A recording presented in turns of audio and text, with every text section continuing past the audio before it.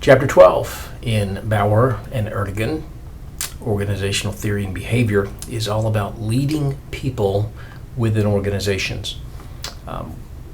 In the workplace, we will end up leading people. We may have a formal position of a management role where we are supposed to lead people, or we may be one of the crowd, but we may be the one that folks turn to when they have questions, when there are confusions about what's important, what should we do, what are the policies, what are the procedures. We may be the one that they look to for guidance when there is change.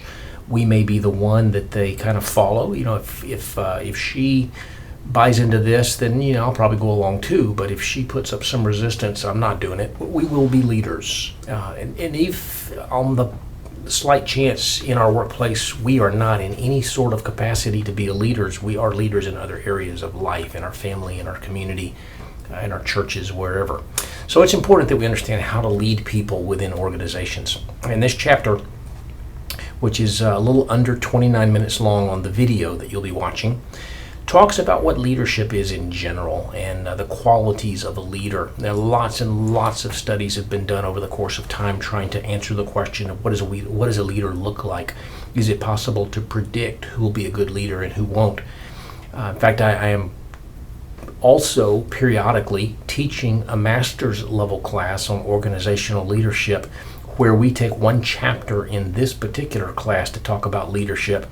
We have an entire semester about leadership, and we take a week to talk about each one of these things that we're going to talk about in a minute and a half on this video. So it's very, very engrossing. It's very, very comprehensive. And every one of these things adds a little something different to the conversation about leadership. So understanding the basics at this point of what they are and how they impact us are very important. This chapter will start off after we've talked about leadership and what it is, looking very briefly at four of what we call are the contingency theories. And that is that leadership is the proper expression of leadership, the proper theory or approach or delivery model of leadership is contingent on what's going on at the time. The first is known as the contingency theory. Fred Fiedler talked about that. The second one is situational leadership. And situational leadership, it was developed by two guys named Hersey and Blanchard. You might be familiar with Ken Blanchard from the 1 Minute Manager or different leadership kinds of things. And basically that says it depends on the situation. Everybody needs a different style of leadership, and even one person who prefers a style of leadership needs different styles depending on what they're working on. So it depends on the situation.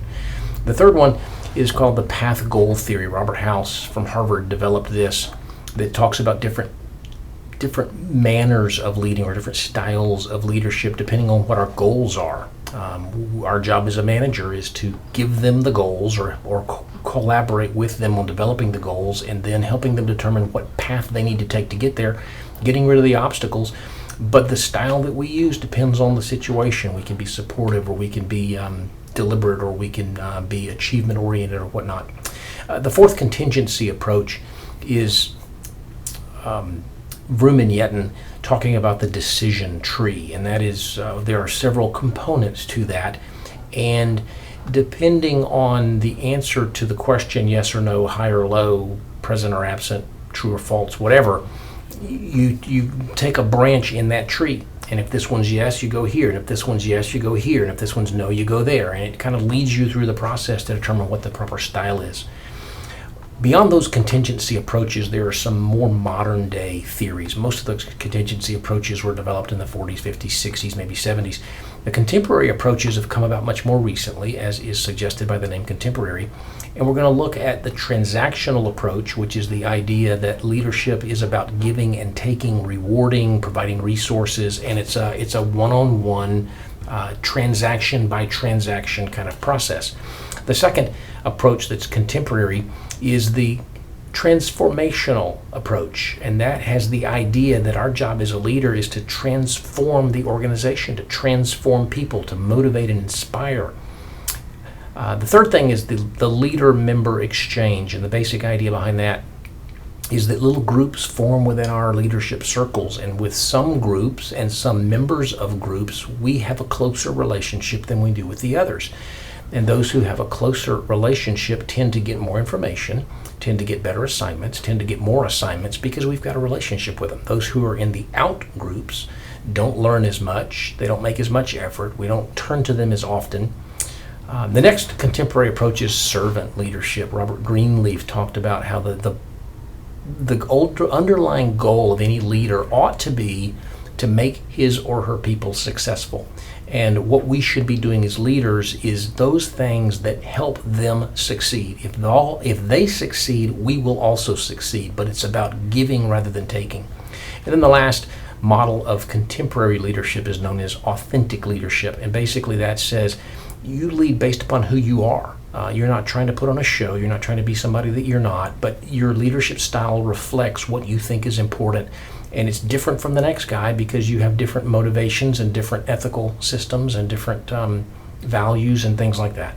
A lot of great stuff in this chapter, a lot of great theories that get us thinking about what's the right way to do it for me. When the video is done, you'll have the standard summary, you'll have the quiz, and then therefore for this particular chapter are 4 assessments. Assessment 28 deals with your leadership style. Assessment 29 deals with how charismatic you are, which is a component of the transformational leadership.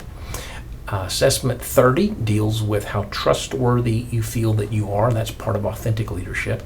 And then assignment 31 is the leader-member exchange, which obviously deals with that theory, the leader-member exchange.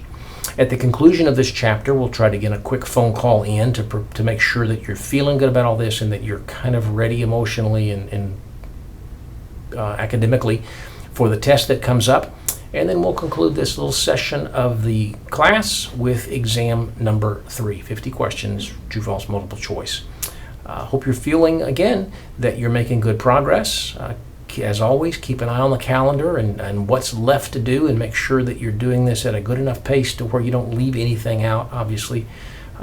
Because it's sequential in nature, you can't skip over 3 or 4 things and take the final, because one thing opens up another thing. So don't run out of time. Hope things are going well. Since we haven't talked a whole lot, I guess that they are. Let me know what I can do to help.